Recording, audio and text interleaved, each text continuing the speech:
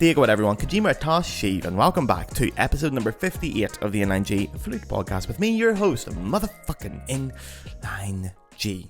I'm back, baby. I'm back in civilization. I have just got back from the United States of America, and I tell you what, I have brought some kind of fucking evil American disease back into the European Union. I'm blaming the Miller High Life. It might be the champagne of beers, but it has fucked my throat. But lads, the first of my NFA Convention series kicks off straight away today, coming to you live from beautiful San Antonio, Texas. I got a total of 5 guest episodes over there. They're all amazing, and I'm going to drip feed you them over the next few weeks. Originally, today's episode was going to be a review of the convention, but I'm far too fucking jet lagged and my throat is fucked, so I'm not writing any episodes. You're getting your first guest one, but what a guest one it is, because today's Inline G sees the first ever Scottish accent on the podcast as the eclectic Stephen Clark found an hour to chat to me. Now, you guys will probably know Stephen as Professor of Flute at the Northwestern University in Louisiana, or maybe you'll know him as the author of Flute Gym, or as a Yamaha artist, or maybe you've bought one of his many albums. But for me, Stephen will always be the cool flute teacher that came to Belfast once a month when I was just a teenager and gave master classes. I was 15 at the time, and he inspired me to keep going on the flute by simply making it cool. It was a time when my attention was being split with girls and beer. And to keep with the flute during that time is a testament to Stephen as a person. He's so fun. So this is a big deal for me personally to have Stephen on. He's someone I've wanted to have on a long time, but I wanted to get him in person. And finally, when we're on the same continent, we made it happen. So guys, you can skip ahead to that episode, especially if you're a regular listener. Skip ahead a minute or two. If you're not a regular listener, just hang on for 1 wee minute. The Inline G podcast is free and always will be free. However, if you want to donate to the podcast, you can now do so through the Patreon. On the screen now is the address, and for the audio listeners, it is patreon.com/the Inline G Flute podcast. It costs €5 a month. I don't know what that is in dollars or pounds, but something similar. And with that, you're genuinely keeping this podcast alive. You get 4 episodes a month on this podcast, come rain nor fucking shine. I do it all on my own. Now, 4 episodes. If you listen to all 4 and you think, God, I would love to buy Gareth a pint to say thank you for that, you can do so digitally. Sign up over there. I do everything on my own around here. Every part of this podcast is done by me. It's the definition of a small independent podcast. So becoming a patron helps generate a regular income for this podcast, meaning I can turn down other work to focus on it, and I can tell potentially problematic sponsors to go fuck themselves because it's a self-funded podcast by you, the listener. It also lets me travel to go and meet the best flute players in the world. NFA wouldn't have happened without your support, guys. These great episodes. It's onwards and upwards. So, if you can afford it, please go and sign up over there. It means the world to me. You can unsubscribe at any time. You don't even have to pay for the next month. You just jump out straight away and you can jump back in. I do it all the time with other podcasts. So if you can afford it, it is hugely appreciated. It's also great for me as an artist to be paid for my work. That's a huge deal to me. But listen, if you can't afford it, it's grand. You can keep listening for free. There's a cost of living crisis on at the minute. I totally get it. So if you can't afford it, don't worry. You get the same content as everybody else. And lastly, guys, Flute Centre, you know the crack. I'm an affiliate with Flute Centre now. If you buy anything on Flute Centre, throw in the code INLINEG at the end, see what you get. You probably get some kind of discount or goodie. You may as well. Please, if you do use the code as well, tell me. I don't know who's used it first. But what you definitely do get is 5% off all accessories, 10% off sheet music. You will get free delivery on new instruments. You will get free delivery for trial instruments within the US. And you will get an extended guarantee on new instruments too. You get all the bells and whistles, lads. Inline G with Flute Centre. So here is this week's Inline G Flute podcast with Scottish flute icon and honorary demon, Stephen Clark. Obviously, I know you from way back in like 2008. That must have been around that time. Yeah, probably, yeah. Yeah, that was the year I started Glyndebourne, yeah. Yeah, but a lot has happened since then, and I think most of my listeners will probably know you post-2008, not from the 2008 model, that maybe know you a bit more recently. Yeah. So I suppose the big news is since then is you're now living in America. Yeah, as a 2.5 teacher. years later, yeah. Yeah. I think this is class. So I was working a lot up till COVID. Like, I was really lucky, I had a full-time playing career, and I know, yeah. really pleased. I was all over the place, and it was a great time. That's great in your 20s. 30s, a little harder. Yeah. But then I was getting to my late 30s, and then COVID hit. But just before COVID hit, I'd broken my shoulder. I fell off a stage in Norway. Long story. That's right. So I was kind of told, you're not going to be able to play again at the same level. So initially I had looked at moving here anyway to take a teaching job, because the college teaching jobs here we don't have in the UK. No. You can't be a full-time, like with a salary. No. It just doesn't exist where we're from. No. And I was already teaching a little bit in the UK, like with you guys, once a month, because that's all I could fit in, and even then it was hard work. So I considered coming out here, but then I had applied for a job at another university and I had got right to the final round but then hadn't got the job, and when I'd called them up and said, hey, why didn't I get it, just because I was curious, and they said, well, your academic qualifications are the issue, because like so many of us from the UK, I don't even have a master's degree. I don't have a master's, we do our undergrads and then we audition and we do stuff. Nobody cares about your qualification. No. If you're the right person to play, you'll get the playing. You don't even have to have an undergrad degree. You really don't know. So they kept saying they wanted a doctorate, and I was like, what the hell's a doctorate? So and then everything was shut from COVID. I had like all these years of work cancelled, and I was kind of twiddling my thumbs, and my friend Joe was out here doing his doctorate, and he'd had quite a big piano career in the UK but had got married out here and couldn't work, I think it was, but could go to university, so decided he would do that. So he called me up and he's like, hey, just come do it. It was so casual, so I did, and I was like, I didn't even bring stuff with me. But come do a doctorate? Yeah, so they said to me, you don't have to have a master's degree because you got all this professional experience. And all the American universities, like with their grad students, especially the doctoral candidates, they have you teach a lot. So they pay you to go to school essentially. I got quite a nice little salary to go to University of Alabama. I had the time of my life. I did it like double speed, so I did it in kind of just under 2 years, which is very quick. That is quick for a doctorate. But I took like every easy class. And you get to choose your classes then? Well, there's like I had to do some theory and history, and that was a struggle because we don't do that in the UK. I don't know about you, but I never did any of that stuff. I did it eventually in Paris, but not in the UK. No. Right. So I had to really take the right classes, if you know. But the thing that slows a lot of people down in my experience in this country is the recitals. But that was the easiest bit for me because all I did was play recitals. So and you only have to do like a 50-minute recital. That counts as a whole concert for So you didn't have to do a thesis for it then? I did, but I wrote that like a Christmas holiday. What was your thesis? I wrote all about the French flute school. Oh really? It was called let me try and get this right because I've never read it once since I handed it in. The tradition, history, and importance of the French school of flute playing. Because is it available online somewhere? Yeah, I mean, there's nothing that's going to blow your mind. Wow. But do you know what I did do though, which I think I'm the first person to do, and I pretty much managed to find everything online. But I did speak to a couple of my friends, like Patricia and Nagel in Paris. I constructed a list of every single conservatoire exam piece from the first year to the last year because they stopped doing the commissions in 2019. I think because of money, but then also COVID. But so I have a list of every single piece in order, and I could find find bits of the I could find like a 10-year thing here and a 50-year thing here, but no one had done the full list that I'm aware of. And what's kind of cool is there's certain pieces like you will know inside out, like all the famous ones from the Blue Book. But there are tons of pieces you will never have heard of. And so some of them I started to look at. It's like, I can't remember the names of them, but there was one which the Alabama flute professor and I used to joke about because the name was just so stupid. And the composer was kind of funny as well. I honestly can't remember. But we used to joke about it. So I found a copy of it somewhere. And is this like an older version? Like, what kind of years? It's just a really crap piece. It's, I don't know, like 1901 or something. I mean, I don't think it was, but it wasn't that long ago. It was in that same kind of mix of all the the French. But it's a really crappy piece. And there's a reason why no one has ever played it again.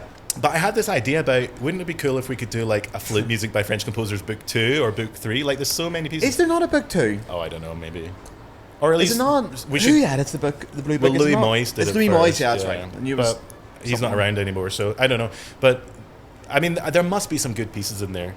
But it was kind of interesting because I knew like all my teachers had studied in Paris. Probably yours did as well, almost all. I think you can always trace it back to some kind of way. Yeah, because of where we are geographically. But every single one of my teachers physically studied in Paris. Like, and it wasn't. A lot of the London professors did, I suppose. And even my very, very first flute teacher, Sheena Gordon, had studied with Marion in Paris. Oh, really? I didn't know that. And I didn't, like, it was just by coincidence. She actually became his nanny because his wife had postnatal depression. Cool. So she went... Well, not good for the postnatal depression. No, but he said to her, come live with us, look after the kid, and then I'll give you flute lessons. So she got to live with him for like quite a while and like be absorbed into this world while he was the professor at the conservatoire. Yeah, but you're just sucking it all in then at that point, Yeah, so I had Sheena, and then I went to David Nicholson, who studied with Moyes and Rampal. That's right, And then I went to Peter Lloyd, who studied with Carriger, who's the one we kind of don't know much about, and Jeffrey Gilbert. And then I went to Galway, who studied with Moyes and a bit of Rampal, and also was at Crunel, I think he had a conservatoire. So every single one of my teachers went to Paris. Yeah, so there is a link there then, so I can see why you would write your thesis on it then as well. It's also just easy. Yeah. Because there's a ton of stuff about it. I didn't want to say that was a bit of a cop-out, but it was a cop-out. I'm the first person to admit I was not at the DMA to learn anything. I was at the DMA to get a qualification to get the job I wanted. To be able to and if I learned something along the way, great. Happy days. I mean, for me, it was fantastic. I got to practice tons because you don't have anything to do. So that was fantastic. When you're working, you have no practice time. That's exactly it. And then also the American teaching system is so different to what we have in the UK. Wildly different. Can you explain it a little little bit. Like, even I'm not sure. It's one of those things, you hear these words all the time, like tenure. Oh, What's okay, tenure? so tenure, if my colleagues watch this, they'll be laughing that you're asking this, because it's something we have to deal with all the time. So when you get a college teaching job, there's different kind of jobs you can get. There's something called adjunct, which basically is what we have in the UK, where you're paid by the hour. So if there's four flute players you're teaching, you're going to get 4 hours worth of pay a week, whatever that is. Then you have something called instructor, which is usually a full-time position, but you can't ever have the opportunity of having tenure, which I'll get to in a sec. And then you have something called tenure track. As a foreigner, I can only apply for tenure track jobs. So my job is a tenure track position. And if I see something that's not tenure track, I don't even bother. I'm not interested in it. But basically, tenure track, first of all, you get all the benefits of like health insurance or like contributions. You still have to pay something for health insurance. And here in America, that's a whole other world from what we're used to. I know.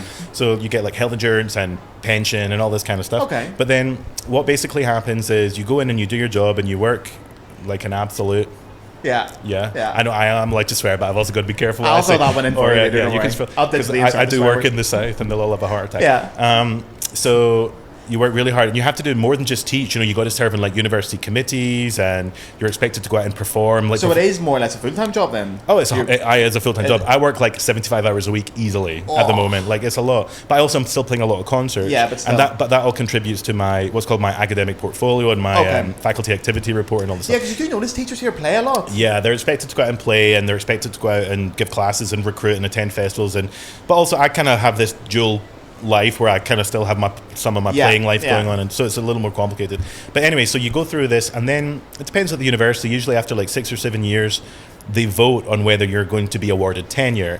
If you do get tenure, it means you're basically unfireable to some extent. But when you say unfireable, by American standards, I believe that's unfireable. But is that basically just like a normal job in Europe? Or is it more protected than that? It's more protected. Like, obviously, there's certain things that if you were to do, you would be fired. Because you know that in France and Germany, it's basically impossible to get fired anyway. Oh, is it? I didn't know that. Yeah, France and Germany have very strict like trade unions and stuff. So, well, I mean, you get a little pay bump, you get a little pay rise out of it, I mean, there'll be people who are going to write to you and tell you I'm getting this completely wrong. But that's kind of my understanding of it. And so these are some of the Alabama Flute kids. Cool. They have no idea that I'm on an interview right now. Wow, cool. You're a celebrity, man. No, I know them because I used to teach them all when I was at Alabama. That's cute. That's basically what tenure means. And once you have tenure, you can then sit on other tenure committees and all that kind of stuff. But basically, you can be a bit lazier and you don't have to work quite so hard. But of course, we're not supposed to do that. But I mean, the risk is if they vote against you for tenure and this happens, you have to leave. Oh, really? That's it? Yeah, you have to finish at the end of the year. You can go somewhere else, though. And you could apply, but it doesn't look good if you've not a tenure. It's a real stress. It's a real stress. So, I mean, it's something that I am stressed about already, you know. When would your tenure vote be, roughly? A couple of years NSU, I've only just finished my first year. So but, you know, like, even having finished a job, you know, I came in guns blazing. As we would do from where we're from in the world. I know very well. But also I was very happy and excited to have the job, and there was a lot of things I wanted to do. And the truth is, if I'm to speak really bluntly, I'm really proud of what I've done in a year at the school. You know, I feel like my studio is thriving. The studio has increased size for next year by 400%. Wow. The standard of the students, they're playing well, they're winning competitions. You know. So you're getting them obviously at university level. Are you bringing them on bachelor degrees?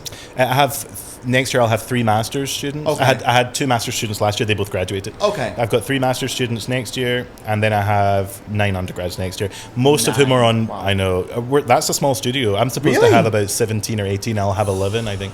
Yeah. So most of them are music performance majors. I have 1 music education major. Okay. And we also offer a music business degree, and I had a girl that just graduated, Mackenzie, on music business, but I don't have any music business next year. Yeah, because I'm very curious about. Sorry, excuse me. You have to bear with me. The air conditioning is killing me at the minute. I'm just immune now, Gareth. I know. 2 years of living here. The same problem in the coldest bag. Today I was saying, like, all my guests on the podcast this week, you can't make me laugh. Because when I laugh, then it cuts up my throat. It's very annoying. No, the difference in America, I'm sure we could talk about this a lot. But one thing I always find fascinating is how flute players generally seem to come from the banding tradition in America. Band tradition, even Have in the you got South. Involved with that? I mean, a little bit marching band. See, when they Is that talk a about thing at university level? Oh my God! it's beyond university level. Okay. There's a thing called DCI. I don't know much about this. That's like pro level. You should watch it. It's kind of insane. People get paid to do it? Like, I don't know if they get paid, but it's like they age out at 21 because it's so brutal physically. Okay. They're not allowed to do it past for 21. Banding. And this is obviously to play at sports events in it? Or is it yeah, its own basically thing right? it supports the football program more than anything else, although DCI is kind of its own thing. But I mean, that's why we don't have it, because we don't have the football. But here's the thing that you got to understand. Like, so if we're talking about going to play college football in the UK, it's like 5 guys in a muddy field having some beer, right? Yeah. When I was in Alabama, the stadium sat 100,000 people. Like, I cannot get my head around that. And it sells out. Like, so I remember the first day that they had a game, I lived in this little apartment in the middle of the town, and I opened the door, and it was like being at Disney World. There was people everywhere, every square inch of grass, and people don't even come to watch the game. They come to do this thing called tailgating. I've just learned about tailgating this weekend. They bring their truck and their tent, and they like have a barbecue grill, as they call it in America, outside, and they just like watch it on TV, but they just want to be around it. Like, the atmosphere is amazing. That sounds great. I went to a couple of games and I had no idea what was going on, and it was wild. I actually got to go down on the pitch for one of them, which was amazing. You wanted to go down the pitch? Yeah, to play or to... No, I just got to go and hang out, and like I've got great videos of it. I mean, it was amazing. You're in a stadium of 100,000 people. It's like watching. So this is your university that has. This was Alabama, where I was doing DMA, but I knew all the right people. You know, 100,000. Like, that is obscene to me. Because like even the biggest stadiums in Europe, I don't think they it's could like top twice the size of Wembley or something. Yeah, like that, yeah. Like Wembley wouldn't be that big now. Northwestern State, where I teach now, our football program is much smaller. Okay, but still, I mean, it's not 5 guys in the muddy field, but we don't get 100,000. Okay, but because. What's your team called? You know the way they have? We're called the Demons. The Demons, that's a cool one. Do you have to do like Go Demon stuff and all? Do you have all the merch? Forkum Demons. Man, it's so American. I love this. I should have brought you some NSU stuff. I will send you some t-shirts and some. Do you have merch? Like, oh my god, we have stores that sell the merch. Seriously? Yeah. This is every university has it. I love like that. all my kids, they're all young adults, they're all in their 20s. They all come to school in like school stuff. Like, even I wear it. Like, no, it's just like the tradition. I wear like NSU polo shirts to work all the time. Do you get them all free through work? I get some free. Nice. But some I get a discount in the faculty store. Okay. Not the faculty store, sorry, the campus store, which is like, it's probably like the equivalent of like a JD Sports. Yeah, okay. But that's a shop in the UK. But everything is NSU themed. That's in Alabama, I think they had three stores. And then off campus they had like university as well. Yeah. Like, that's unthinkable. Like, the idea of me supporting my university team. Well, this is really vulgar talk. Do you know what the Alabama football coach earns for a salary? No. $8 million a year. Fuck off. It's not what you think. It's bigger than our like professional sports. I'm about to say that's like Premier League soccer level. It is wild. Like, that's insane. It is wild. Yeah. America's such a wild place. But because you have that. But then do your bands play? Yeah, and they benefit with all the money. Obviously, so for example, every single student I have at NSU is on scholarship, and it all comes from the band department. But the deal is that they all have to commit the undergrads, a certain number of years to marching. And it's quite time consuming. It's 3 times a week, and they only do it for the first semester, so they do it from August to Christmas time. Okay. And then the football season ends. Okay. And how do you think it affects their flute playing, though? Like, is there different... Yeah, we have... You hear a lot of things about this? Yeah, we have to be very strict about this is how you march, and this is how you play for real. Do you have to teach them how to march as well? No. They have a whole, department that does it. But sometimes I just go, watch the game and, woo, fucking and my kids love it when I turn up and they're all in their uniform and there's, songs we chant, and I'm, taking pictures of them. They love it when we... Do you go through the rep with them as well, then, for their band stuff? No, nothing to do with it. Okay, that's a totally separate thing. It's a totally separate thing. And they march with piccolos. Yeah, they have a couple of piccolos, don't they? Oh, there's 30 of them. 30 piccolos? Yeah. Does that not feel like a bad idea? I mean, I think, we have about 300 kids, I think, in the marching band, which is a relatively small one. Yeah, that's wild. Yeah, it's crazy. And how are you finding the differences teaching in the US? Completely different. Yeah, I've followed a lot of your Instagram stories talking on this. Do you know what I struggle with the most? Well, I kind of have found my way this year doing it, and I feel like we've got a lovely balance. But... And this isn't, I'm not saying this is a criticism, but it is a difference. And it's a really obvious difference from what we had gone through. Kids at college level in America are treated more like high school than like adults. You mean in the teacher-student relationship? Very much so. There is very much a hierarchy. And it stems from the doctorate. Which it's, for me, the worst thing about American music education. I think the doctorate causes more problems than... You mean the doctorate program? Yeah, because... You're going to get me in trouble, Gareth. We can delete it later, don't worry. I mean... When we went to college, our teachers were the best players in the country. Yes. And there was no doubt about that. And therefore, you just could get as much information out of them as you can. They were the best teachers, the best players in the country, because all they did was play the flute. Yeah, usually it was just the local orchestra. If you're in London, it's the big players in the London orchestra. Yeah, it's like the London Symphony or the BBC Symphony or the Halle or whatever, So... but it's not like that. Teachers here are expected to do so much more. Yeah. And the DMA, the Doctor of Musical Arts, it's an academic qualification. The playing isn't that much of okay. it. You know? So they're great as academics, but are kids always being taught by the person with the most playing experience? I'm not so sure. That's a different ballgame then.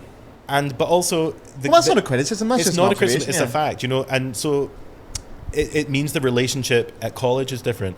Like my students call me Stephen. They go by first name because I feel very uncomfortable. Is that rare? Incredibly rare. Like incredibly rare. Everyone you don't go by Dr. Clark? It's horrible. Like, if I was a doctor, I would never let anyone call me anything else. I feel like a bit of a fraud because I was really supported through my DMA by Alabama. They were fantastic with me, and I just did it. You know what I mean? Like, did I learn stuff? Of course I did. Like, I can tell you what, like, a credential 5463 or whatever it's called now is. I mean, I can't actually, but you know what I mean. Like, I was about to say, go ahead. No, I won't actually. Do you know what? I'm going to irritate everyone else. It's like a. No, let's not go there. Because I used to really annoy my theory teacher by saying it's something else.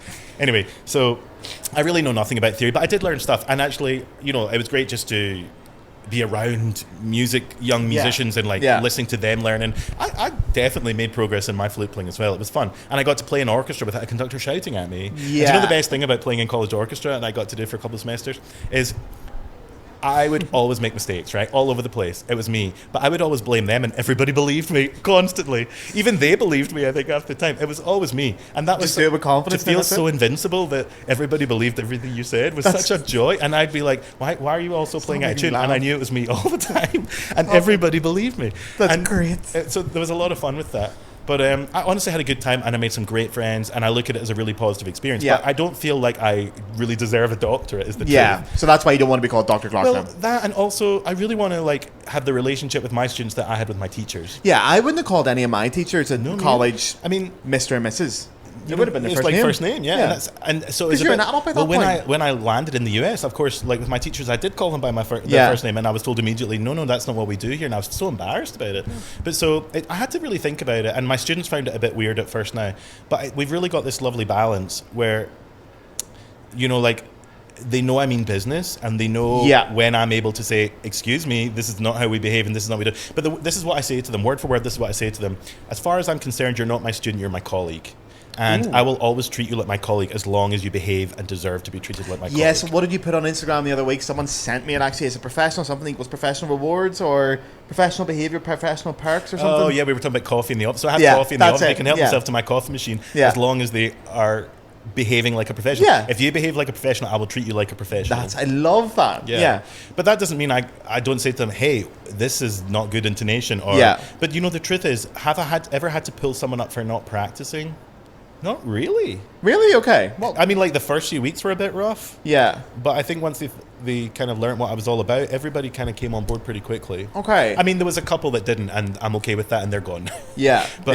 And I said, you know, when all the students were auditioning for this year's program, I told them the truth. I was like, here's what I'm expecting from you, and here's who I am, and this is not going to be like any other program in the country, and you have to decide if that's right for you. And there was 2 kids that decided it was not right for them. Yeah. And I'm glad. Which is normal, yeah. And I think that happens everywhere as well, doesn't it? The majority were like, yeah, I think this is what I want. So, like, I socialize a lot with my students, partly because we're in a small town. But, you know, like, maybe, like, once a month we'll all go out for dinner. I did that with my teachers as well. And totally. I love that. Do you know what else is a big difference, though, is 21 is the drinking age. True. So, like, I was going out for drinks with my teachers all the time. And here I don't do that because... True, and they have a different attitude towards drinking in America as well. But my rule is, if everyone at the table isn't old enough to drink, I'm not going to drink. Yeah, that's fair enough. So, like, I took some of them to Switzerland, to Galway's course. And... got them all drunk. One of my students... Well, no, I said to them, no one's allowed to be drunk. You're allowed to drink. Because this was a thing, because one of my students was 20, so can't drink in Louisiana. But could in Switzerland. But that's dangerous, because they might not have had the experience of drinking, and you don't want to start them on the drink. He's had the experience, trust me. Okay. Yeah. You won't even mind me saying that. Yeah. That was not a concern of mine. So anyway, I said to him, I had the conversations like, look... you can drink, and I don't mind you drinking, but I don't want you ever hungover, and I don't want you ever drunk. That's the rude, that's fair. But you know, there was a time where I had given a recital, and we were all sitting around the table, and there was 3 of my students, and all of us legally allowed to drink. I mean, some of them are late 20s and early 30s, but one was 20, now 21. But there was another teacher, American college teacher, who asked me about it. Like, did I feel uncomfortable with my students drinking with me? I was like, no. Like, I used to go out and get really drunk with my teachers. Yeah. But I would never do that with them because it's a very different. You actually got drunk with your teachers? Which teachers did you get drunk with? Come on, tell me. Who was the most fun to get drunk with? Peter Lloyd could drink a lot. Oh, really? Peter Lloyd could drink. Yeah.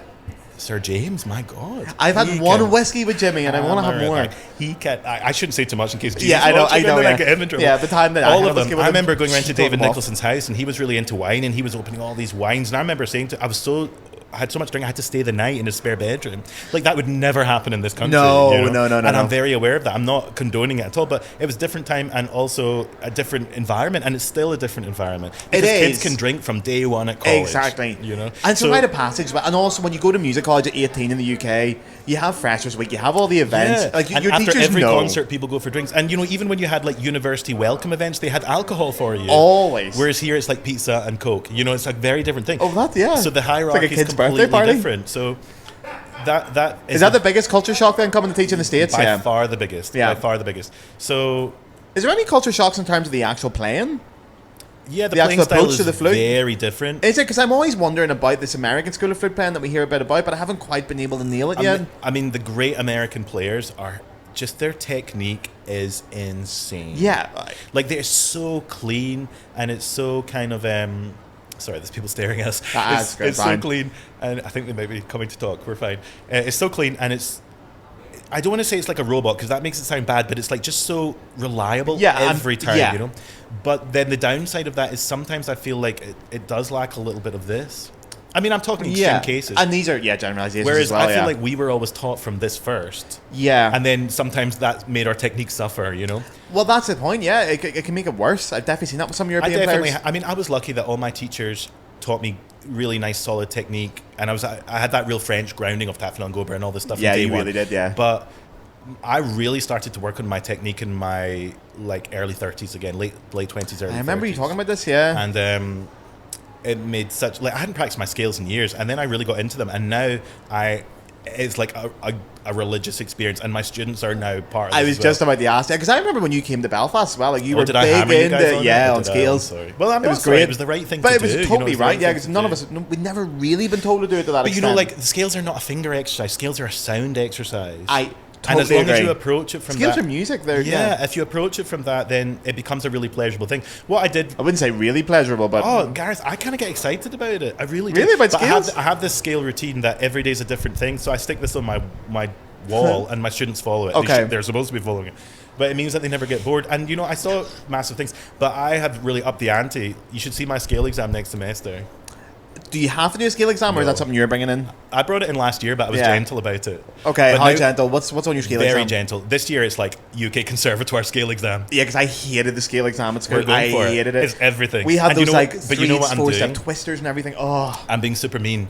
I'm giving everyone an hour slot. So it's not me going, okay, play this one and this one, you're done. Every scale that's on the list we're going to hear. That's monstrous. That's monstrous. But you know why? Because the way we did it was we just drew it out of a hat and you were in for like 5 minutes. But I know they can do it.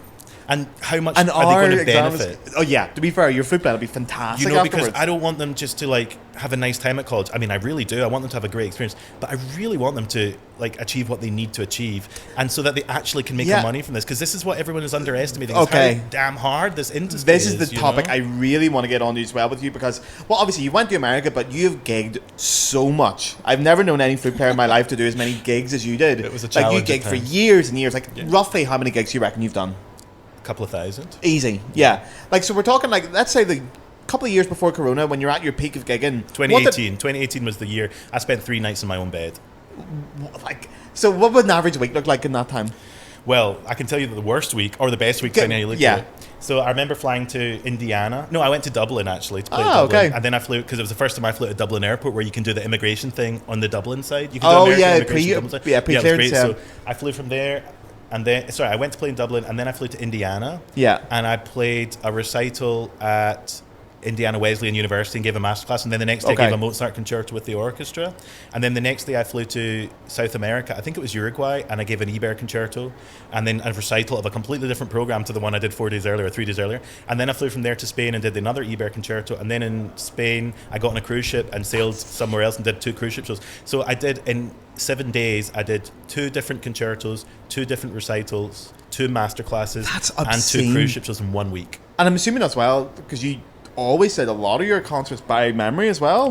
Every single one of them was by memory. That's obscene. But that was the problem, the memorizing. And I remember writing to my agent and saying, I'm so scared that I'm in the middle of my Mozart cadenza and I launch into Lord of the Dance. Never do this to me again. Which, to be fair, would be all right. It would be all right. I would pay to see that. But you know, like, it was because the cruise ship show was like Celtic rock and it was really hard. It had 1 million notes in it. Yeah. And I remember just thinking I was at the absolute limit, and I was backstage doing like a Mozart concerto, literally practicing to the second before you walk on, because I never felt I had everything where I wanted it. And I said to her, I'm so happy to be busy, and it's like a gift, the greatest gift of my life to make a living off to performing. Do this. Yeah. But I can't do this every, like, hard. this is too much now. It is hard. It is hard. I mean, it was great financially, and it was great. You got to see the world, and I got to play every night, and it was great for my confidence, because I always struggled with stage fright, and I mean I still do now, but I'm so much more in control of it. You said that years ago as well. I really find that hard to believe. But you know, like when you're just doing it every night, it does become easier to some extent. So I learned it was a great thing. But it was like that, maybe not that extreme, but it was like that for 10 years. Is that kind of your trick then? Is that your advice for stage fright? Just get doing it? Do you know what my trick or do you have any tricks? Beta blockers.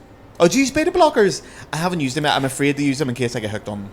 I don't think such a thing as getting hooked. I mean, I'm not trying to encourage anyone to use drugs. Yeah. First time I ever used a beta blocker. God, we're talking about things I would never talk about. I know. This is the great thing about this. Gary, that you know, I feel like I'm just talking to you for old times. Anyway, 2017 was. I've got a lot of friends who take beta blockers as well, to be fair. They're very common these days. I think it's. A lot of my friends were taking them at college, but I never did, because I was under the impression of it. If I can't get through the concert naturally, it's not the right career for me. What a load of rubbish that was. No. Anyway, it was a stupid way of thinking. Because a lot of people think like that. Anyway, in 2016, I won the Galway Rising Star thing. I remember that, yeah. And one of the things you have to do is go back and play a recital the next year. At the festival, yeah. Now, when I went to that festival, I just went to take some flute lessons. I never went to win it. Some people went to win things. I did not go to win. Yeah. And it was a bit of a shock to me that I'd won it, and I was really stressed about having to go back and do the concert. I mean, it was a great thing, because it really, like, gave you a good boost in your career. Yeah. But I was really stressed about the concert, and this is like, they were really into streaming it at the time. So you were walking out to a room, and in the front row you had like Sir James, Lady Jeannie, like the who's who of great flute players. Karl-Heinz Schutz, Mark Sanslario, like Michael, like everyone. That would put the fear of God into me. And of course, they're all actually really lovely guys and on your side. Yeah, but it's still really scary. Yeah. And then you've got all the audiences, like, I don't know, 150 people in the room. Who are all flute players as well. There's like 20,000 watching online.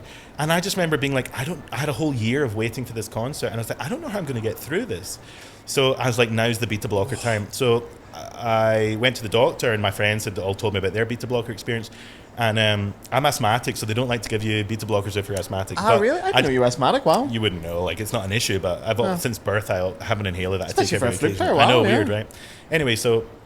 Anyway, I decided I'll take a beta blocker at home just to see what it does. Yeah. So I took one, and then the first concert I ever used it for was that one. Yeah. And you know what? I was still really nervous, but I got through the concert, and I never thought I was going to be able to get through it.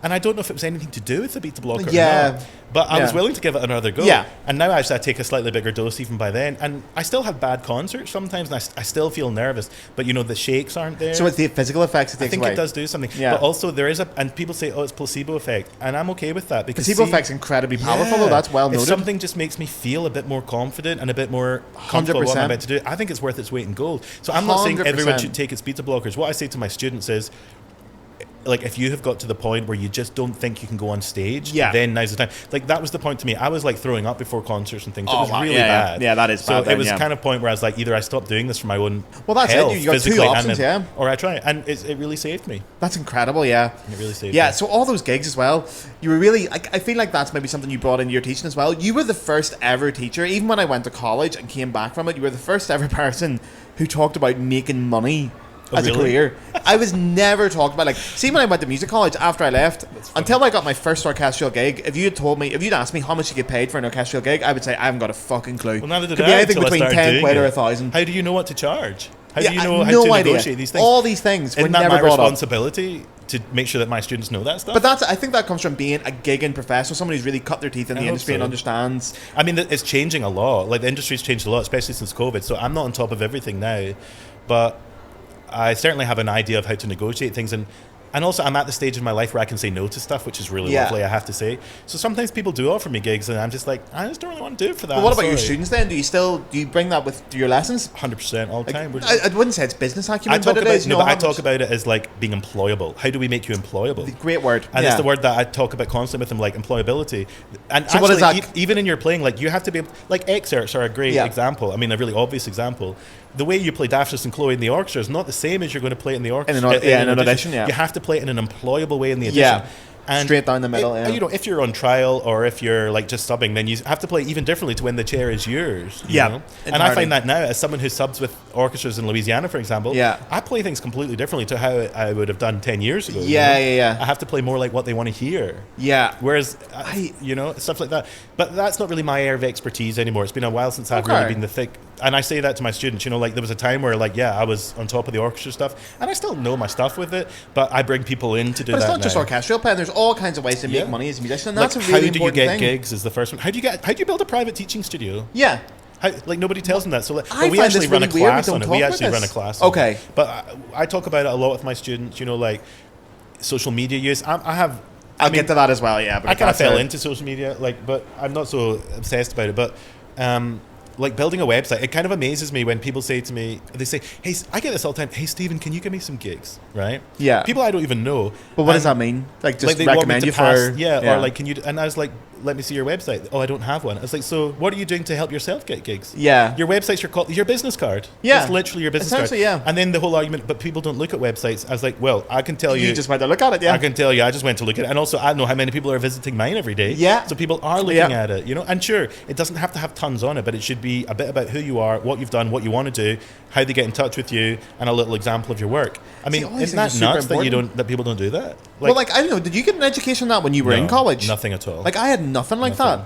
Like, I just sort of assumed, like I think a lot of people did in those days, I don't know if it's the same these days, but I assumed you go to music college, you do your 4 years, you walk out, you'll do a couple of auditions, you'll get a job in an orchestra. I do remember calling up David Nicholson when I got my first concerto booking. I was like, how much should I charge? I had no idea. Did they ask you how much you wanted to charge? Yeah, that's how it's normally How much did you charge for the first one? I think I charged £1,000. It's quite cheap. That's all right. Very cheap. I should have charged a lot more. But for your very first concerto, that's fine, you know? And also it was eBay. My first concerto was eBay. I charged a bit more for eBay. I know. I think that was recorded, wasn't it? Yeah, it was recorded. It was on your website for a long time. It's actually not bad. You know, I listened back and I'm like, hey, I was really proud of it. Oh, yeah. I didn't realize that at the time. But, you know, interestingly, I'm doing the Lieberman. Gosh, this is really personal stuff. I'm doing the Lieberman at the end of October. Monster of a concerto. First time playing it. Nervous and never played it in real life. See, that's a concerto that I would say that's a Stephen Clark concerto. I played it to Galway. Okay. I played it to Sir James. And also I met Lowell Lieberman this summer. But funny guy. Well, I've never met him, but I've seen his social media. Very fun guy. But so the I can't believe you haven't played it. It seems like such a you piece. The orchestra contacted me and said, oh my God, I'm going to so much trouble for saying this. That's fine. What's your fee for the Lieberman? And I said X amount, and they said, oh, we can do more than that. And that's the first time that has ever happened in my life. I hate that's a good thing. I've never had that happen. They were so lovely. So because what always happens to me is I say and they go, yep, no problems. I go, shit. Do you know, the negotiation is something I really like. Do you know who the best people in the world for this? The Slovenian Flute Festival. Right. You know, I've done all these flute festivals around the world. Some pay and some don't. But the ones that pay, there's always so much negotiation involved in bringing you in. Slovenia is in a good way. No, it's a pain in the ass because you don't want to like charge too much and not get the gig, and then you also don't want to charge too little and undersell yourself. It's this like dance, it's this game that. But is that not always negotiating? Yeah, and I hate it. So I mean, that's why you have an agent, and they do it all for you. They do it, and I just play dumb to everything, even though I'm calling her going, I'm not working for that, and then I turn up and they like, you've taken them for every penny, and like, I had no idea she did that. You know, like that's what they're for. You know? I've done that, and that's why they take a commission. Do you know what I actually did as well, which is a great trick? I don't know if I should tell people I do this, but on my website I get 3 email addresses with it, so I have contact, booking, and info at GarethHouston.com. And if I'm doing booking, don't tell them. I reply as Gareth's booking agent. And Gareth's booking agent, he's a dickhead. But you are he charges so much money. You are Gareth's booking agent. Yeah, but then when they're like, I'm like, oh sorry, the agent dealt with that. I don't know why I quoted you that. Slovenia do not negotiate. Okay. And this is really original. Slovenia say, how much is your fee? And you say X amount, and they say, I'm sorry, that's too expensive for us, best of luck. Oh, they don't negotiate at all? It's completely respectful, but there's no negotiation. Whoa. And I wish the world was like that. Because when you call up a plumber, I hope you know what the price is going to be before they come. I mean, it's not always, that's the problem. But, and also, the other question is, like, is a Mozart D major concerto worth the same amount as the Lieberman? Absolutely not. Lieberman's worth more. 100, but there's more notes. Charge per note. Well, I mean, there's no answer to this. Do you know what I mean? But I agree with you. Like, I have to put a lot more work into learning the Lieberman because I played the Mozart 1,000 times. You know. Yeah. So I can get back in shape in a week if I need to. Yeah. But Lieberman, I'm already practicing it for a concert in October. Yeah. You know. So it's more work that goes into it. Therefore, how are we being paid and what are we? But also, I don't want to like bankrupt an orchestra. You know? Yeah, it's a hard thing to measure up as well. And then there's obviously different types of music as well you're doing. Like, are you charging for a concerto or are you doing like cruise ship gigs and all that kind of thing? This is, talking about America, this is one of the other things that actually drives me crazy. I see so many young musicians for their final recitals not playing just like flute and piano or trumpet and piano or whatever. They'll bring in like an entire quintet or something to play half the recital, which drives me insane for two reasons. It drove you insane 15 years ago as well, by the way. I know what you're going to say. First of all, if you don't have the stamina to stand there and play for 50 minutes or an hour with the piano, we shouldn't be giving you a degree. Yeah. But second of all, college is an opportunity to build repertoire that you can use. I totally agree. So don't waste your time on learning things that you're not going to play elsewhere. But also, I can tell you from experience, if somebody calls me and says, hey, Stephen, we're the Belfast Chamber Music Society where our budget is very limited, but we would like you to come and play a recital. I want the money. So I'm splitting it with one other person, not 6 of us. You know, which is basic business. You cannot make a living playing concerts and giving 70% of your money away all the time. No. So for me, it's a kind of crazy. I think we should have separate chamber music exams where students should be absolutely tested and involved in chamber music, but it should not be part of the final recital. I'm seeing doctoral students playing duets in their doctoral recitals. I mean, like, it makes me roll my eyes. It's embarrassing. So you trying to get your students to play essentially employable music then? It's non-negotiable in my students. Okay. Like, they know what they are and are not allowed to do. There is no negotiation on it. So what's on their programs? Like all the big sonatas, all the classics? They have to, I have a repertoire list. So every freshman, do you know what that is? Again. Is freshman the first year? Yeah, freshman, sophomore, junior, senior. Well done. I'm about to give all my secrets. I literally have to learn it. So a first year student has to learn something French so that we can talk about sound and articulation and vibrato and intonation. It doesn't necessarily have to be at the book. I mean, let's say it's a music ed student who's not so advanced, even like Forest Sicilian, we can still talk about the principles. Second year student should be learning some Mozart and not just the exposition, the complete concerto, including cadenzas, and they should be writing their own cadenzas. Whether they play it in real life or not is irrelevant, just to have done it. I mean, this is just one piece a year, you know, like there's tons of other stuff they're learning. A third year student should be doing something with extended techniques and also a Bach sonata. So we can talk about period performance, playing, you know, in that kind of way. I think that's a great idea. Blah, blah, blah. Fourth year student, if they have not already done so, needs to learn a major sonata. A concerto or a concerto, Prokofiev, Undine, Poulenc's too short. Hindemith, I kind of accept. Lieberman, Jindrikfeld, any of these things. So by the time they've got to the end of college, they have learned at least one big sonata, a Mozart concerto, a Bach sonata, something with extended techniques, and a French piece, and then all the other stuff that they want to play. It's not rocket science. You know. See, this is all the kind of thing you used to teach us back in the day, and it was mind-blowing to me. Well, this is a thing, you know, like we're here at NFA, and this is something that's kind of so interesting, because if you look through the program book, it's very few standard pieces that get played at these things. I was a little bit... I interviewed Nicole Esposito this morning, and she was saying she's a big fan of like new rap and stuff like that. I was saying it's great to discover that, but I wouldn't mind like one or two greatest hits concerts, you know? You know, I crave just a great flute player going out and playing a bit of Prokofiev. Flute world, playing the legendary pieces. You know? It's like when you go to a rock concert, you want your band to play their new songs, but you want to hear the hits. I love hearing new pieces as well, especially, I mean, the problem is they're not all good. That's the reality. And I would say every recital I give, there's at least a new piece in it. Not new, but like living composer piece in it.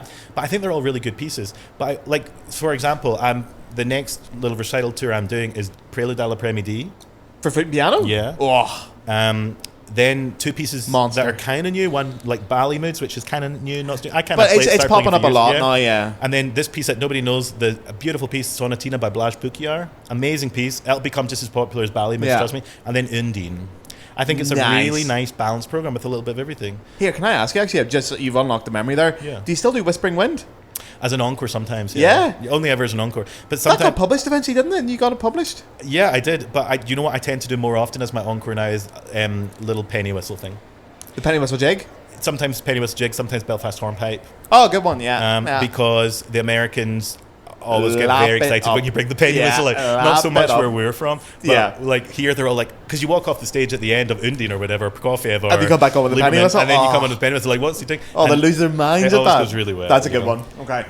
So the other thing actually I wanted to ask you as well, because we haven't got a huge amount of time left, I want to get to the fun questions, but it just stuck out in my head. I remember you were the first person as well that told me about making sure I was aware of what I was wearing on stage, and I have to ask you. What do you mean? Like what concert clothes to wear? Oh, like, did I ask what you were going to wear? Yeah. And you started a revolution in Ireland of flute players wearing waistcoats. I know, it's vest as they call it in the Do you US. still do waistcoats? Do you still tell your students to do waistcoats? I try. My waistcoats don't fit me very often. Because you started a revolution. Well, Everyone I wore think in the waistcoats UK after that. I did, but you know why? Because Waistcoats, no jacket. I have to clarify. I don't like wearing a jacket on stage. I hated it because it's okay if you're a clarinet player, but with the flute player, the you shoulders, can't move. Yeah, it's uncomfortable. And in the orchestra, of course, you were having to wear tails and all that. I mean, we're kind of getting away from that now, thankfully. But, thank God. So I started when I was doing concertos and recitals, and I think it looked really smart. I would wear exactly what you would wear with a suit, but no jacket. And instead of the jacket, I'd wear this vest or waistcoat, as we call it. They call it vest, that's so right. So it was like black trousers or pants, shiny, really. I think you have to have really shiny shoes on stage. Yeah, I think that's important. well. I remember that. Yeah. Polish your shoes. White shirt, no pattern, just crisp white shirt, tie, black vest, and it kind of did become a trademark. It did. It really did. But that was your thing for so long. It wasn't meant like that. It was just because I was doing a lot of concerts. Yeah. And also what I used to do is when I'd go to Hong Kong or Taiwan or these places to play, I would go to the tailors and they would make me like 20 shirts that were all identical and they were perfectly fitted. Tailor fitted? Wow. And they were so cheap. It's like $5 a shirt kind of thing, $10 a shirt. And I would wear them for like 5 concerts each and chuck them out. Yeah. So every year I'd replace all my shirts. That's a great idea. Yeah. So and then your but shirt these are was all things as well you have to think about as a performer. I want my neck a little baggier. Yeah. But I don't want to undo the button. You know what I mean? So at least you could have it all fitted. I think that's an issue a lot of lads. I had the luxury of getting to go to Asia and doing it. You can't afford to do that if you don't go to Asia because it's so expensive elsewhere. But still making that a part of your thinking and part of your preparation for concerts was something I had never really thought about. I still don't like wearing a jacket on stage. The last time I wore a jacket on stage was for a Mozart concerto in April, I think it was. And so many of my friends commented going, "Oh my gosh, you're wearing a jacket on stage." I don't think I've ever seen you wear a jacket. That would be a bit strange, yeah. I hate wearing a jacket. But it was great. I just love getting that education on different things to think about. Well, you know, even your bowing. Own brand. Do you still teach bowing the same way? Yes. How do you teach? You tell me. Was it the one where you look down and say the worst thing that happened in the world is your trousers fall down? You still do that? I teach my students to do that. If my students watch this, they will laugh outrageously. That's how long was that? 15 years ago. We have to change it though to pants. Oh yeah, true. The worst thing that can happen is your pants fall down. Yeah, but if you say that in the UK, that's got another. Perfectly timed out. And most important rule of bowing: feet together. Yeah. Because it looks I'm ridiculous. so glad you still teach that. That's great. Because how many times do especially now at NSU, and it's not just my own students, I teach that to. I have conversations with all instrument students. Like I'm sitting there doing their juries or sitting watching their concerts, and they all come in and they play amazingly well, and their bowing just makes me go, breaks my heart. For goodness sake, like I can't take you seriously. Breaks my heart. So let's get the I call it stagecraft taken care of, the housekeeping taken care of. Yeah. And then we can focus on the music. You know. Yeah, these things are important. Like one of the worst things, like it's unforgivable. I've got a lot of students who do this is when they play a slow piece of music, play the last note and bring the flute down straight away. Breaks my heart. The silence is part of the music. You have to hold the flute up.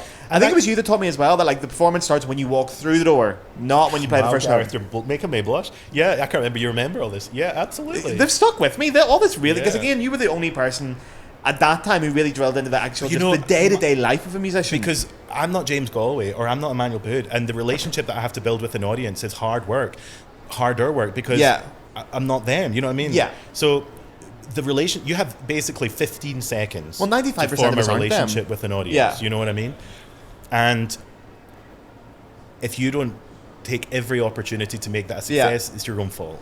I totally agree, yeah. You know, sometimes things happen that are not your fault. Yeah. Some crowds are tougher than others, and some crowds are easier than others, and that's great. You ever had a nightmare gig? You ever had a really bad crowd? Yeah, like what's the worst gig you've ever had? Netherlands. I'll never forget this. What Netherlands. So I was playing. We were in the encore. Actually, we got right. They'd been. Who's we? What's we? Was it a group? Me. Okay. Me and my piano player. I can't remember. Okay. It had been a nightmare. Like, it had not been a fun gig. Like, the clapping was just... They were very... the Dutch... I love Netherlands and I love Dutch people, but they're not good audiences. Okay. Not good audiences. I can totally believe that, yeah. And so, I mean, I could honestly... And 10 years ago, we used to joke, my friends and I could probably tell you what country I was in just by the audience. If you blindfold me, put me on a plane, made me play a concert, you can tell. Nice, okay. Anyway, Dutch were always a struggle. Who's the best? America. Oh, yeah. Absolutely, no doubt about it. Actually, that's easy, you just come on and say hello and you get a standing ovation. Yeah. You know, I mean, like, they love their standing ovations. You don't get that anywhere else. You make me laugh, I'm going to die, right? Okay, get back to your story. China's hard as well. China's okay. For other reasons. But anyway, Netherlands were always I used to get nervous about playing there. So it'd been a really tough gig. No one was clapping. I mean, they were clapping, but you just never feel good about yourself. Yeah. So I'm playing Zoom Tube as classic, an encore. Yeah. Just me, like, giving it everything I've got, like, really going for it. And I don't know how this happened. 4 or 5, like, Dutch people came in through, like, the ticket people let them in the middle of me playing, walked all the way down through all the stall area to the very front row, in the middle of me playing, plonked himself down in the front row, looked at me, looked at each other with all the funny noises, got straight back up and walked straight back out, and the audience all burst out laughing in the middle of my encore. I would never forget that. God. I was devastated. I was so hurt. But now I think it's really funny. I don't know what that was. It is very funny looking back at, but they literally walked in, sat in the chair, like in the middle of me playing, sat for like seconds and just went, nah, just got straight back up. Honestly, that's the kind of thing you just go, right, screw this, I'm away. Well, I kind of laughed. Like, I started to laugh, and then the whole room was just like laughing. Like, it was just a really weird. Okay, that is a nightmare gig. That is. I also once went to South Africa, booked on the wrong Mozart concerto.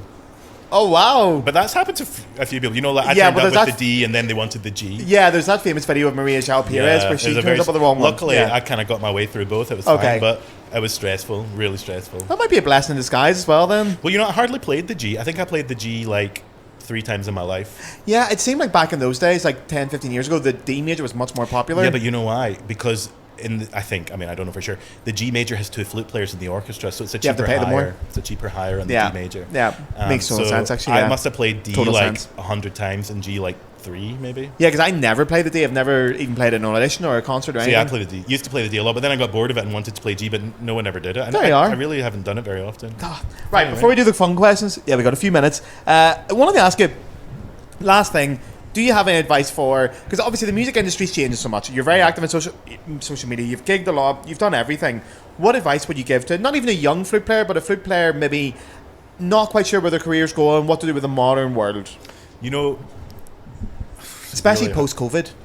I think the answer is practice like you have never practiced before. Now, I know everyone's going to say that, but the standards are getting higher. They are. And higher. Like the level that I was at as an undergrad in the UK is probably like the level of like a 12-year-old in the UK now, you know? Yeah. And the reality is the standard in Europe is higher than here. I mean, there's some great players in America, but the general standard is higher in Europe. There's no doubt about it. So I think, especially here in the US, don't get too stuck in the American bubble. Get out of here and see what the rest of the world are doing, because they're the ones you're competing with as well. Yeah. But my best advice is practice like you've never practiced before. Be really methodical about your practice and really logical about your practice, and really make a plan on everything you do and have great goals. Don't ever be embarrassed to say, my goal is to win the principal flute job of the New York Philharmonic. There's too much shyness about that. Yeah, if that's your goal, make it happen. You know, the reality is it's probably not going to happen, but that's okay. Still bloody try. You know? Yeah. But also surround yourself with teachers who do what you want to do. You know, if you want to go and be the greatest orchestral player in the world, go study with an orchestra player. If your goal is to go and become a college flute professor, go and learn from that person. If your goal is to become a soloist, I mean, this is literally what I did. When I wanted to play in the orchestra, I went and studied with an orchestra player, David Nixon, for 42 years, principal for the Scottish Chamber Orchestra. And then I got orchestra work. Then I left all that and I wanted to really get into solo work. So I went and studied with the greatest soloist of all time, James Galway. Yeah. Then I thought I want to get a college teaching job. And I went and studied with the most experienced college flute professor. And, you know, those lessons were great because it wasn't lessons. We weren't playing the flute. We were talking about academic portfolios and, like, CVs and job applications. I learned from the best at what I wanted to do. And without those people, without all my teachers, I would never have got what I wanted. Don't just be stuck with what you're being given. Find exactly what you need and then make it happen. Brilliant. Love that. Okay, to wrap up then, we've got a few minutes left. Quick fire questions. I did send you these, didn't I? Yeah, but I'm ready for them. Okay, good. Yeah, because I didn't send a lot of people. I skimmed them very quickly, but I think we'll be fine. Favourite flute concerto? Actually, I love the Lieberman. Thank you for giving an answer. Nobody gives an answer. The Lieberman Piccolo Concerto might be my favourite, but I'm not brave enough or skilled enough on the piccolo to ever play it in public. But I did play the third movement for my piccolo exam 20 years ago at college. Yeah. But I think that's one of the most incredible pieces of music ever written. Everything Lieberman writes for flute is so much fun as well. Well, I love Mozart. I love the Mozart flute and harp. Honestly, do you know what else I love? Stamets G major. What a great classic piece. Cimarosa for 2 flutes. That never gets played. Why doesn't they do that NFA? I would love to do that. Because that's fun. That's so really fun. You know? Yeah, the Galways have done that quite a lot, but I don't see it many other times. You know what else is a great piece? The Dalbavi flute concerto. I know a few of them, It's really good. Oh no, I do know the Dalbavi. It's fantastic. Eugene Kim's playing it a lot. Emmanuel's playing it a lot. Yeah, it's fantastic. I love that concerto. But I think, like, for me, I'm so excited about playing Lieberman because I've wanted to do it for years. Yeah. So for me, Lieberman's right up there. Okay, that's a very political answer as well if you're doing it. Do you remember the first flute album that you bought? I do. It was James Galway's Songs for Annie, and it changed my life. Changed my life. Carmen Fancy is the last track on that. Yeah. I remember sitting going, this can't be possible. I'd never heard flute playing like that before. Even now, when you go back to it, it's obscene flute playing. Completely obscene. That's Galway at his peak, and it doesn't get any better than that. And it changed my life because you could buy the book.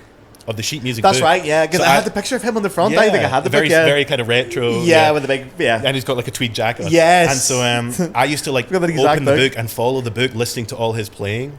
And it gave me such a good concept of what the flute should sound Yeah. like. And I was probably like, I started at 14, I was a bit late, so maybe 15 years old Yeah. at the time. And it was the best education. Yeah, is there's listening nobody to- standard than that to listening. And sure, it's like, it's maybe not the most modern flute playing Yeah. now compared to what we play now, but like to hear But it's somebody still- taking care of intonation and Exactly. articulation and the color. It's and absolutely I've never perfect. heard anything like Yeah. it. Yeah, And I- the technique is just flawless. Yeah, you I know? could do a whole even stuff podcast like, on you know, Vocal Paul. little stuff like, he plays this arrangement of the Mozart piano sonata. Da, da, dee, Da, da, da, da, da, yeah. da, digga, digga, digga, digga, digga. It's so Yeah. even and perfect. And I was like, how is he doing It's this? You know, like, gorgeous. And I think the incredible. better you get, the more you listen to Galway, the more you go, oh man, that is yeah, so like, good. you know all these people that say, oh, I don't really like James Galway. I'm like, oh, shut up. Honestly, You know, I like, never understood that. because even if you don't like his style, You have to how appreciate how can you good not it is. appreciate the immense technique How he has, unbelievably Like, good it is I get now. really angry about No, it. I actually, yeah, me too.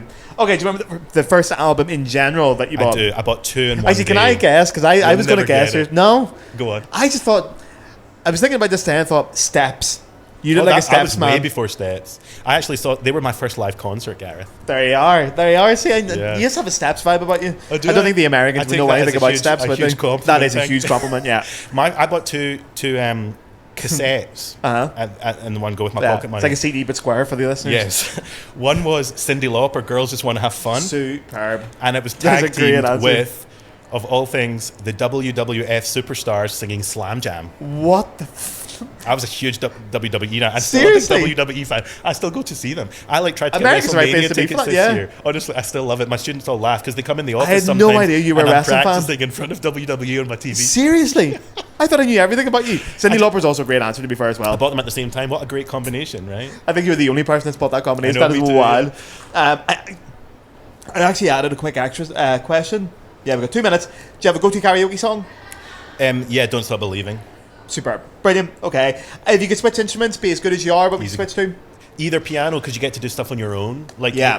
but I think I'd really love to play cello. I know everyone says Everyone says cello, yeah. Everyone says cello. I'll take it. If you could have a career outside of music, what would you do? That's hard. At one point, I wanted to be a pilot, and I went and got my private pilot's license. But Yeah. I think that might That's be boring. right, you now. did, I think yeah. that might be quite boring. And at one point, I quit the flute and started a frozen yogurt shop. I remember that, yeah. That was you did the Throw You thing in Manchester. Yeah. Do you know? I feel like this is like my non-flute career I'm having Yeah. now. Although I'm still But playing you all loved the the time. Throw You thing. I remember you coming back and saying how much you loved it. Yeah, like I did, and I still taught a bit, but I sold the business, and that was that. Yeah. But I think That's I'd right, really you. enjoy getting into like upper administration at university. Yeah. Yeah, I think there's a lot I could do. I think you should go back to the frozen yogurt. Maybe one day. I think that was a peak, yeah. There's not much money to make in frozen No, yogurt in famously rainy, so, yeah. rainy UK. Famously so, and yeah. Was it the Trafford Centre you had it? Yeah, one in Trafford, yeah. If you could have a pint with any musician, alive or dead, Mozart. yeah. Don't you think it'd be so much fun. Awesome It'd be fun. so much fun, yeah. And like, Nah. Amadeus is just such an amazing film, and I don't. Even I like know to think how that's the way accurate he it is. But me too. Yeah. Like, I just think we'd have got on really well and had a good Every time I laugh. play Mozart, I always have that Mozart in my head, the one from Well, you know, I Amadeus. read recently, well, not that recently, that he had Tourette's syndrome. Have you heard about this? No. Apparently, he had Tourette's syndrome, and like all his music, like the bu is like him ticking, and then they found all these arias and stuff where the words are completely obscene. I can and totally believe that, yeah. Honestly, Google it. It's kind of amazing. I know he used to act like a cat as well when he was bored in rehearsals. He was obviously Which also like a makes really you think, wacky man, guy. have a pint with him, that'd be But great. I mean, a lot of geniuses are wacky, right? Yeah. So, Yeah, I well, just think he that's looks more like a lot of fun. And do you have a favourite drink, alcoholic or non-alcoholic? I do. There's a lot I like to drink. What would you drink with Mozart? If you We'd Mozart have some going on? nice wine. I like a good wine. Yeah, Do you know red or this white? is one of both, but Yeah, I me really enjoy living in America because they have some great wines. Some of the Like, Californian wines are yeah, banging. and Washington State Yeah. are my favorite. Like a really nice Washington State Yeah. wine. But also, I really like Blue Moon beer. Have you had Blue I Moon have. yet? I've seen the adverts for it. You It's should the try American it. They beer, put yeah. a slice of orange in it. It's super weird. Really delicious. And Is it then- like a hipster beer or is it like a redneck No, beer? I think it's know like which one everywhere. it is. But Just a I beer. don't know, to be honest. But I like Okay. it. And then I love a good Cosmopolitan. Yeah, yeah. And actually, I really started Classic. drinking Diet Mountain Dew when I got here because I didn't really drink it in the UK. But you know how much caffeine is in that? I didn't realize. It's loaded, yeah. So I couldn't sleep for weeks, and then somebody told me what am I drinking, and I was like, Yeah. I just occasionally have a Diet Mountain Dew. But you Yeah, know what my favorite it's drink of all wild. time is, and all my students will laugh when I tell you, What? Robinson squash.